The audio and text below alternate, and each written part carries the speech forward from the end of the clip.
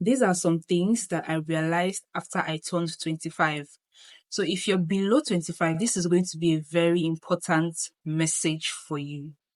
So you would agree with me that 25 is a year that a lot of people anticipate turning. It's also a year that brings pressure on a lot of people. And for me, I feel like after I passed 25, I had like a mindset shift after I passed 25. And then 30 is also another year that a lot of people anticipate turning. And it's also a year that brings pressure as well on a lot of people. So when you get to 25, you know that, okay, you're getting old. So if you've been playing before, you know that you have to get serious with your life. And then 30 is also another year that, okay, when you get to 30, you know that, okay, I'm officially old. So for me, some things that I learned um after I turned 25, the first thing that I realized is that your timing is not God's timing. So do not always be putting timelines on your life. What do I mean by this? A lot of us are guilty of this. You know, a lot of us will say, I want to achieve this by this age, I want to achieve this by this age, I want this by this age. Those things that you want, they will definitely come, and they will come at the appointed time. So to me, I feel like there's absolutely no need to be putting timelines on your life, to be putting saying, okay, by this age I want to achieve this by this age.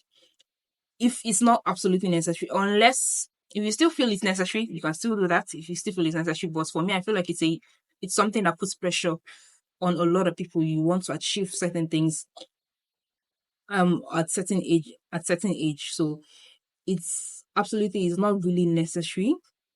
And this is one of the reasons why I don't like this question of where do you see yourself in 5 years. To me, it's not really important. Okay. Nobody can predict your life. Nobody knows where they'll be in 5 years' time. The most important thing that I know that I'm going to be alive. I'm going to be doing well. I don't know where I'm going to be in 5 years' time, but I trust God that I know that He would take care of me and He knows the best plan for me. Maybe who knows? Maybe that thing that you want to achieve when you're 23, maybe God has said that you achieve that thing when you're 29. But you're saying, no, God, I want to give me this thing when I'm 23, but maybe you're not supposed to get that thing at that time. So God has already planned everything for you and God knows the best for you. So there's absolutely no need to be putting timelines on your life. Now, the second thing I want to talk about is school. School is not a scam. I did not realize that school was not a scam until after I had passed 25. Now, for me, I've never liked school.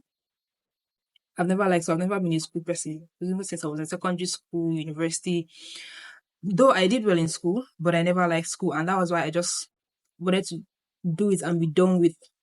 Just to do it and be done with, because I've never really been a school person. So even while I was still doing my undergraduate, I still felt like this thing I'm doing is a scam. Like it's a waste of time. I'm not going to use it. But it wasn't until after I had passed 25 that I realized that school is not a scam. Now, if you're below 25, take your education seriously.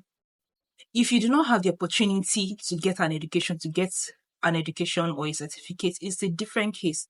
But if you have the opportunity and you're saying, I can be successful without school, I don't need school to make money and all that, you don't know what you're saying, okay? Now, don't get me wrong, you can be successful without school, you can be rich and everything without school. School is not a guarantee to wealth. But there is this thing that school does to you, right? You get respect, dignity, even aside all that. Now, you will still miss opportunities if you don't have an education.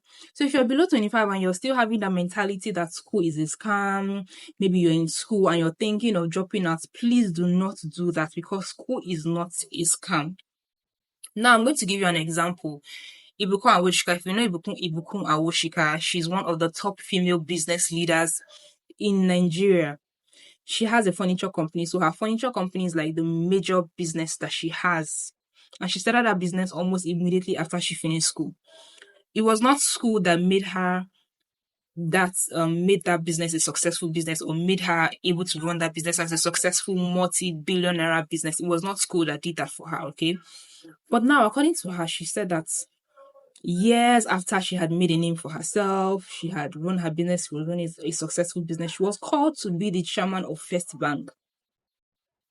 Now, as they called her to be the chairman of First Bank, they asked her to bring her CV to present her resume. And according to her, she had never really had a CV before because she had never really had a reason to have a CV. And so that was like the first time she was even preparing a CV. And she even had to call somebody to help her prepare her CV. And after she prepared her CV, she sent it to First Bank and they gave her the position of the chairman of First Bank. Now imagine if Ibukun Awosika was not a graduate. Imagine if she did not have a certificate. Nobody's going to make you the chairman of First Bank, no matter how much money you have in your account, no matter how established you are, no matter how successful you are. Nobody's going to make you the chairman of a bank if you do not have a certificate. So even aside, the money and everything that you have, if you don't have a certificate, you don't know where life is going to take you. And you will miss certain opportunities if you do not have a certificate, if you're not a graduate. Okay. Now,